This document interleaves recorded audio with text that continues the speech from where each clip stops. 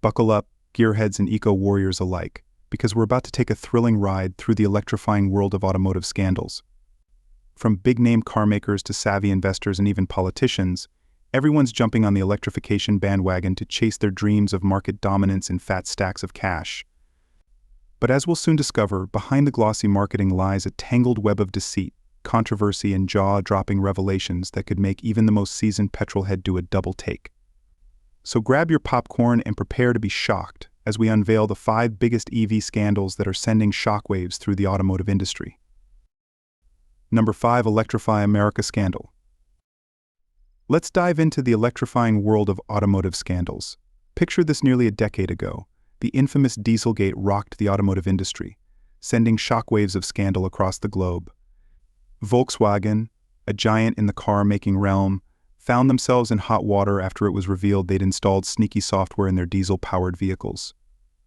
This software? It was designed to outsmart emissions tests, painting a false picture of eco-friendliness while emitting pollutants at a staggering 40 times the legal limit. The fallout was immense, costing Volkswagen billions in reparations. But they didn't just cut a check and call it a day. Oh no, they embarked on a grand gesture to right their wrongs. Enter Electrify America. With a whopping $2 billion investment, they set out to build a network of public chargers for electric cars. Fast forward to today, and Electrify America boasts over 4,000 chargers spread across the American landscape. But wait, there's a twist in this tale. What seemed like a noble effort to compensate for Dieselgate has taken an unexpected turn. Recent reports reveal that Electrify America is under fire for dismal consumer satisfaction among fast-charging networks. Imagine pulling up to a charging station, eager to juice up your electric ride, only to be met with broken screens, wonky payment systems, or cords that refuse to cooperate. Frustrating, right? With the surge in EV purchases, more and more drivers are facing the harsh reality of charging inconveniences. It's no wonder that some disillusioned owners are turning back to the gas-powered embrace of traditional cars. The inconvenient truth is that, while electric cars promise a greener future, the road to widespread adoption is riddled with bumps, detours, and thanks to scandals like this, some serious potholes. Number 4. Tesla's secret complaint team.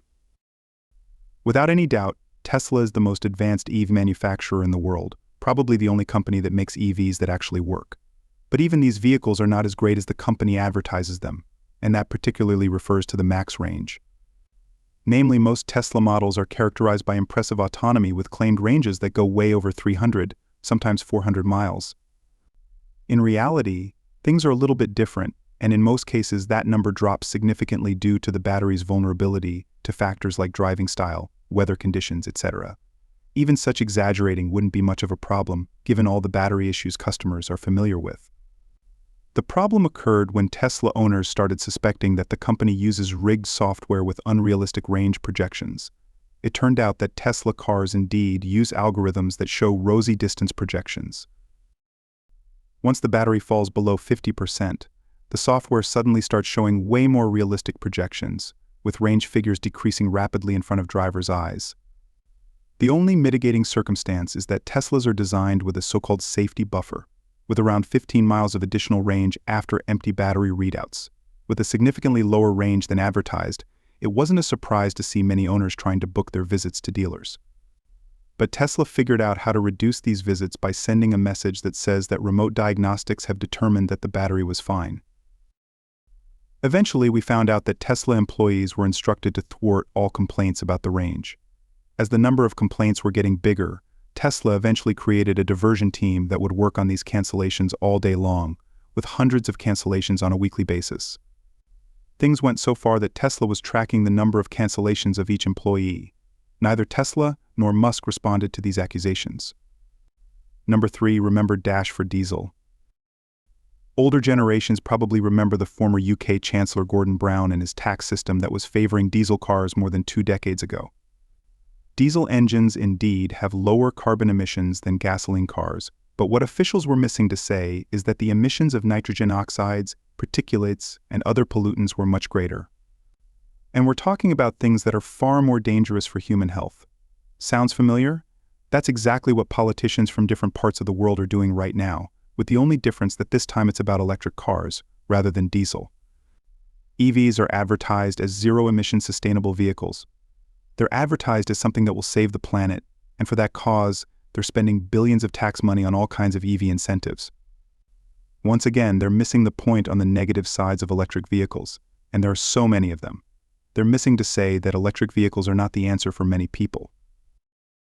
First of all, there are practical reasons like charging and ownership costs.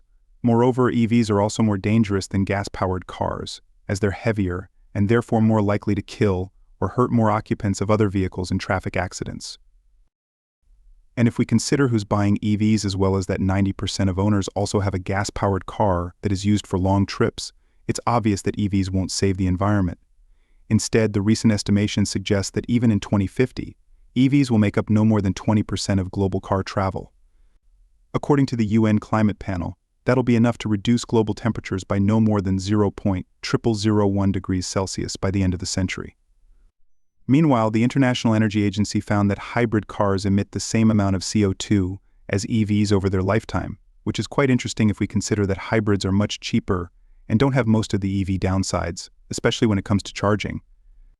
In other words, politicians are missing to say that the benefits of electric cars are minimal, while the downsides are numerous.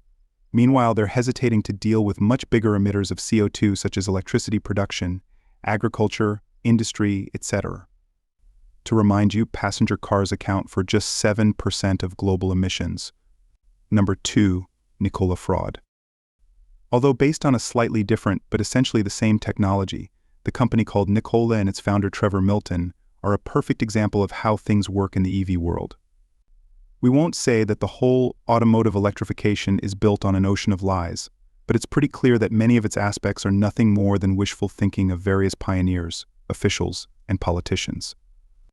The reality is different and clearly shows a massive gap between promises and execution. As mentioned, this scandal is a perfect example as it refers to a story that started a decade ago when Milton founded a startup company in his basement.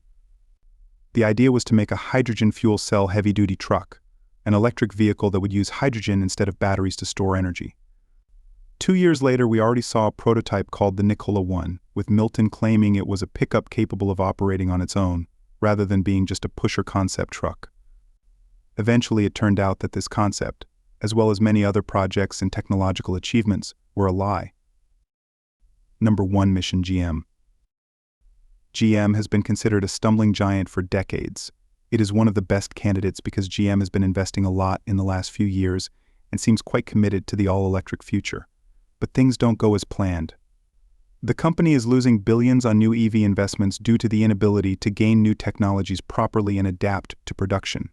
All the profit that's coming from pickups and other gas-powered vehicles is used to cover massive EV losses. In such a set of circumstances where shareholders are very unhappy with the current expected earnings, it doesn't surprise that the share price has been depressing a lot recently. GM officials decided for the most logical move to buy back shares worth $10 billion, which is a quarter of the company's entire value. Investors are perfectly aware that in a situation where the company is blindly following government requirements related to massive electrification, GM will continue losing billions on electric vehicles. Traditional GM customers are among more conservative ones and don't want EVs. Thanks for watching, and see you next time.